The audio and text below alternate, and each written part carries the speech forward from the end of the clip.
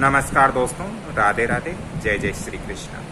दोस्तों, किसी ने मेरे को पूछा कि सर हमारे घर में कलह कलेश का माहौल बहुत ज़्यादा होता है, ये लड़ाई झगड़े कब ख़त्म होंगे, कैसे, क्या हमारे घर के अंदर वास्तु दोष है।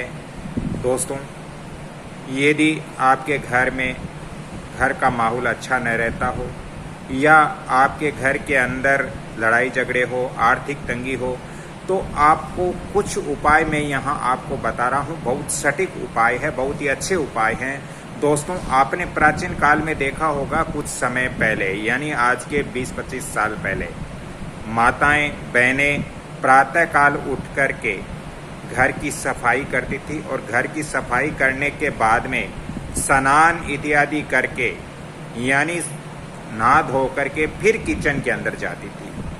दोस्तों, आजकल जो माताएं बहनें हैं वो बिना नहाए ही किचन के अंदर एंट्री कर जाती है, किचन के अंदर चली जाती है और नाश्ते इत्यादि बना लेती हैं। तो ये सबसे बड़ा वास्तु दोष माना जाता है।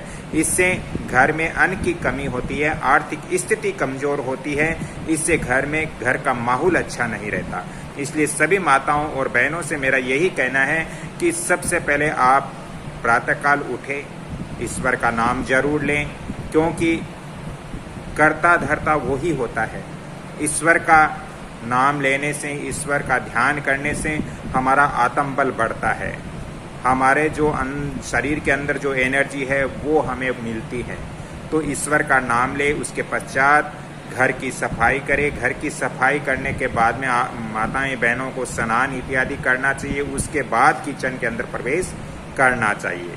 दोस्तों, पहले आपने देखा होगा कि बहुत सारे माताएं बहनें हैं, वो जब खाना बनाती थी तो सबसे पहले अपने इष्ट देव को भोजन ग्रहण करवाती थी, भगवान को भोग लगाती थी।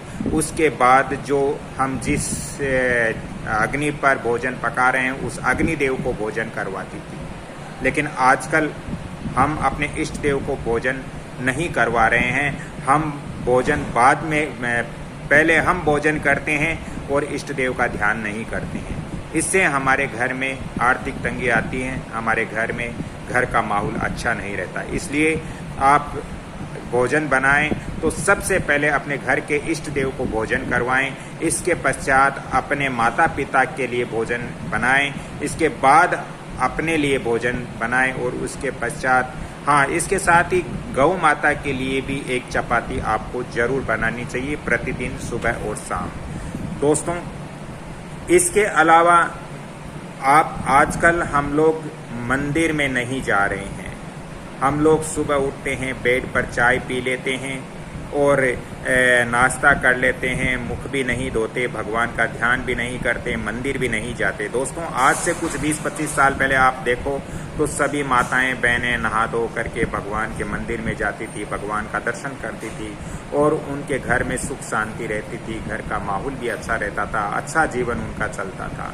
लेकिन आजकल हम इस पाश्चात्य सभ्यता में अपनी संस्कृति को भूल गए, इसलिए हम बहुत ज़्यादा परेशान रहने लगे।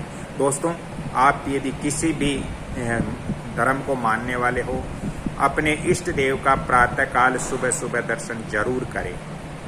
चाहे आप मुस्लिम हो या हिंदू हो या सिख हो या ईसाई हो, प्रत्येक व्यक्ति को अपने अपने धर्म स्थान पर जाकर के अपने अपने गुरु या अपने अपने देव या जिस इष्ट को भी आप मानते हो उनका दर्शन जरूर करना चाहिए, तो आपके घर में सुख शांति जरूर आएगी। दोस्तों, कुछ चीज़ें और भी है, ये मेरा वीडियो लंबा हो जाएगा, अगले वीडियो के अंदर मैं आपको और बताऊंगा कि हमें क्या करने से हमारे जीवन सुखीमय हो सकता है, हमारा जीवन अच्छा हो सकता है।